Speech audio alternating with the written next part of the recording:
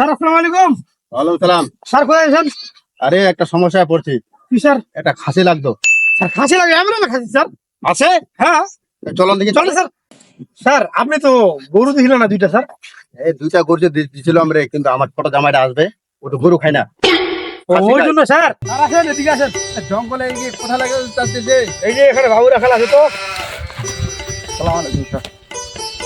তোমার না বাবু? খাসি বেলে আছে নাকি আপনার? 10-12টা একটা লিতে হয়তো। চলুন দেখি স্যার খাসি- এবার তো কুরবানি যেগুলা বেচে দেখি স্যার, আর তো বেচতে চাই না স্যার। এগুলা গত বছরে রেখেছি স্যার, এগুলা ছোট ছোট দু দাঁত খালি স্যার, 4 দাঁত করে হলে আমরা বেচি। ভাই আমার একটা খুশি খুব দরকার। আপনি কত টাকা নেবেন? 10,000, 20,000, 30,000, 40,000, 50,000? আমাকে লাগবে একটা। স্যার এখন তো দাম বেশি লাগবে না স্যার। আমি হচ্ছে যে 4 দাঁতে বিক্রি করলাম 25-30 হাজার করে, এগুলা এখন 12-15 হাজার লাগবে। এগুলা তো আমি এখন বেচবো না স্যার। আপনাকে 20,000 টাকা দেবো। 20,000 তবু আমার একটা এগুলা খাসি লাগবে। বেচবো না স্যার আমি। 25,000 টাকা দেবো। 30,000 টাকা দেবো ভাই, আমার খাসি লাগবে একটা। চলেন দেন। এই শুনুন ভাই, আমার সারা জামাই আসবে, আগা দিয়ে খাসি না জবাই করলে কেমন লাগে, এই জন্য কিনতে আসছে। খাসিটা দেন ভাই, বুঝেন না কেন আপনি? ঠিক আছে স্যার, আপনি যদি এখন 15,000 টাকা খাসি 30,000 এলেন তো লেন, আসেন। চলেন দেখান।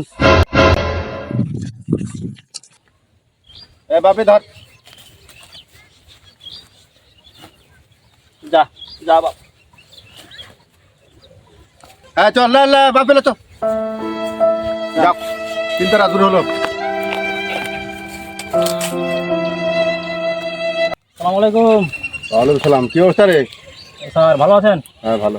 স্যার এত বড় খাসি কি করবেন? আরে কুরবানি দেবো। কুরবানিতে আপনি গরু দিয়েছিলেন, খাসি আরে কি করবেন? আমার ছোট জামাইটা আসছে তো, আমার ছোট জামাইটা গরু খায় না। দুইটা গরু দিয়েছি বড় বড়। এই ছোট জামাইটা গরু খায় না, এই তো ছোট জামাইটার জন্য এটা নিতে হচ্ছে। আপনার জামাইয়ের জন্য যদি স্যার আপনি খাসি নেন, তাহলে তো আপনার কুরবানি হবে না স্যার। কুরবানি হলো চা না হলো আমার দেখার বিষয় নাই, আমার মান সম্মানটাই আসল। স্যার কুরবানি দেওয়ার যদি উদ্দেশ্য আপনার না থাকে, তো আপনি খাসিটা এখনই কাটে ফেলে দেন, ফ্রিজে ঢুয়ে রেখে দিবেন, আসবে আপনার জামাই তখন গোস্ত খাওয়াবেন। আরে বকা, আমি এখন কাটি কি কুরবানি কাটি একই ব্যাপার। কুরবানির দিন যদি কাটি তো লোক বলবে যে দুইটা গরু দিছে একটা খাসি দিছে। আজ যদি কাটাতে লোক তো বুঝবে না। স্যার ওদিন যদি আপনি খাসি কাটেন, হ্যাঁ। তাদের লোককে তো আবার গোস্ত দেওয়া লাগবে। আরে ভাই তুমি বুঝো না কেন, হাট সারের বড় বড় ফ্রিজ আছে, যদি 4টা গরু কাটে ঢুকে যায় তাও আটি যাবে, কেন বুঝবি লাবে? আরে বকা, গোস কি দিব আমি? আমার 20 থেকে 15 জন বন্ধু আছে, ওরা সবাই কুরবানি দেয়। ওদেরকে 2-3 কেজি করে দিয়ে দেবো, ওরা ফের আমাকে দিয়ে দিবে 2-3 কেজি করে। স্যার আপনার যেগুলা বন্ধু বান্ধব কুরবানি এ রে ভাই তুমি খালি বুঝো না কেন? ওগুলাকে কি দেবো আমি? হ্যাঁ ওগুলো ওদেরকে দিব না আমি। বন্ধু তো মানে না আমার স্যার, আমার স্যার ওগুলো বন্ধু মানে ওদেরকে যাই। আমি গোস কেনে দেবো? পাগলের আমার মতো। বন্ধু বান্ধব যেগুলা কুরবানি দিছে তাদেরকে গোস দিব। যাই কুরবানি দেয় নাই তাকে আমি গোস দিব না। স্যার এটা কথা হলে তার ওদের তাহলে খাবার কোনো অধিকার নাই? ওরা কি খাবে তাহলে? আপনারা যদি না দেন বড় লোক মানুষ, তাহলে ওইটা কি? ওরা ওরা খাবে কি? আমাদের তো আপনাদেরকে তো ওদেরকে নিয়ে একটা হিসাব করতে হবে। ওদেরকে ওদেরকে এক টুকরা দিব, আবার পাশের বাড়ি থেকে ওরা 2 টুকরা দিবে, সবাই মিলে দিয়ে তো ওদেরকে চালাইতে হবে। আপনি যদি না দেন, আরে তুমি না আমার সাথ দিবে না। এই, আমি কি ওদের জন্য গরু কুরবানি দিই?